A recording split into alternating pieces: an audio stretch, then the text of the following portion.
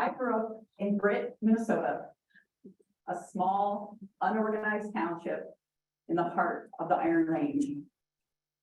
A place known to locals for mining iron ore, numerous recreational opportunities, sweet wild blueberries, dirt track racing, hockey, a fierce independence, and depending on your perspective, an overconsumption of alcohol. The seasons are something special where I come from. It is often said that we have 4 of them, and they are June, July, August, and winter. That short turnaround in seasons means you soak in every moment you can. I had some unique experiences growing up. I was homeschooled and didn't often get to experience diversity. I remember we would travel to the Mall of America once a year, and there I would see people who did not routinely exist in my world. Different colors and cultures, a Muslim man, an Amish family. Religion was always very important to me. And although some of the teachings I heard did not leave a lot of room for finding value in different beliefs, something about the sameness of those long winters and the excitement of basking in the diversity of the seasons left me wanting something more.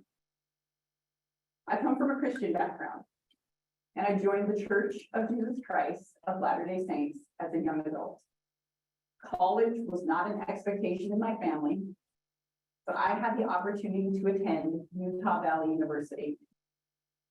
While I was there, I became involved in an interfaith student group my church has started. This group provided me the extraordinary opportunity of being able to learn from one another's beliefs. One of the group leaders, Brother Longmore, would often say something to the effect of, "We are not here to change anyone's beliefs. This type of dialogue is like an intersection, and you can't change lanes in an intersection." I remember we hosted a dialogue with a group of students from another school and a different faith tradition. It felt like every cell in my body was energized during that conversation. The ability to freely explore the differences in one another's beliefs and perspectives with no expectation to change was one of the most empowering things I had ever experienced. I was able to listen with curiosity, learn from, and see the shared humanity in those whose differences I had at one time feared. These experiences led me to pursue my master's degree in conflict analysis and resolution from George Mason University.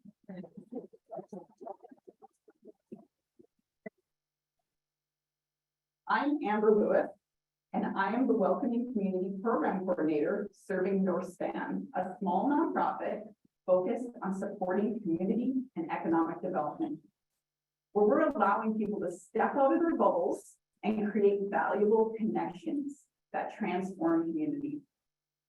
My fellowship was focused on launching the Welcoming Community Program for the 7-county region of Northeast Minnesota, increasing belonging of those from underrepresented groups and building trust between those from different backgrounds and lived experiences is at the heart of what this program is trying to accomplish.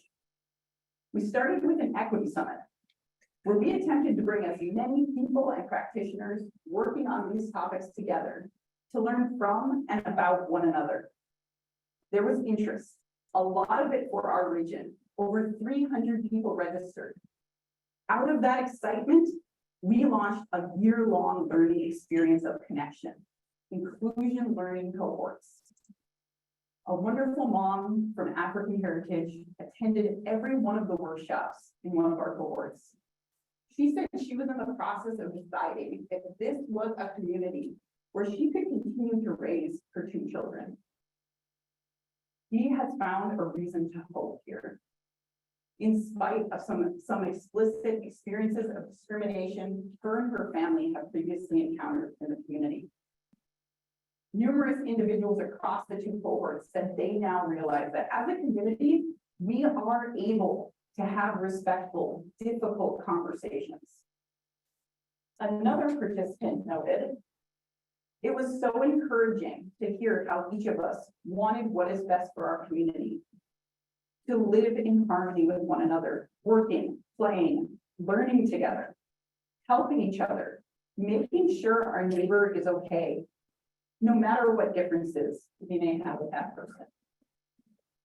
She has become a leader, focused on fostering a gardening partnership between community members in both the city and the Fond du Lac Band of Lake Superior Chippewa. Interest in the Welcoming Community program is continuing to spread, and change is happening, not just one person at a time, but across our region as individuals share their experiences.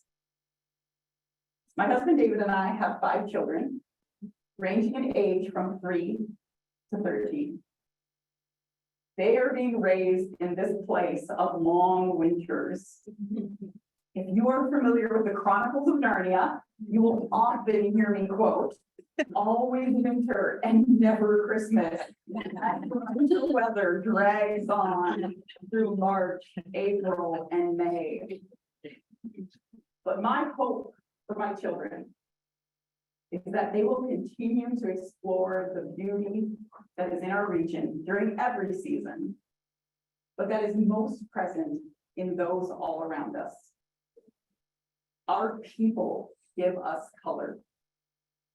It may be a different racial background, generation, political affiliation, or culture, but it is in them that we find the hope for a future together. Think about that person or group that you avoid. You just don't see how you can engage with them in any meaningful way. Maybe you even work in inclusion, but refuse to work with certain groups because you feel they're too far gone.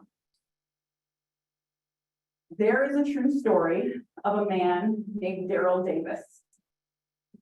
He is a Black musician, and he is known as the man who convinced 200 members of the Ku Klux Klan to give up their robes.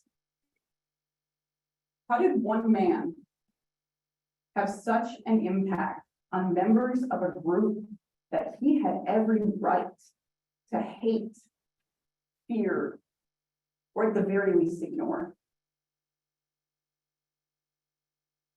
He befriended them, and they saw in one another their shared humanity.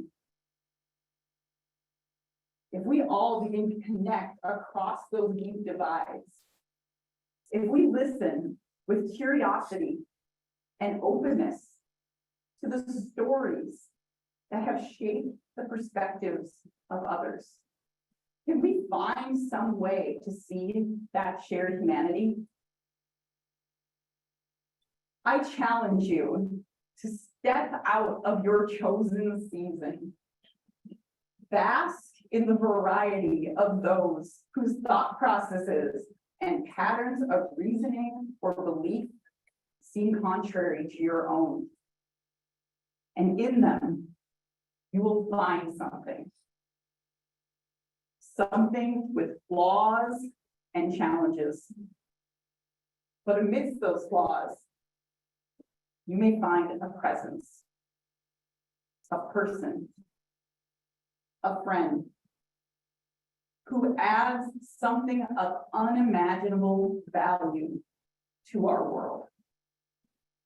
Not all attempts to bridge divides will succeed, but for those that do, it will be worth the effort of engaging with curiosity to be a part of fostering the beauty and challenge of diversity in your communities. Thank you.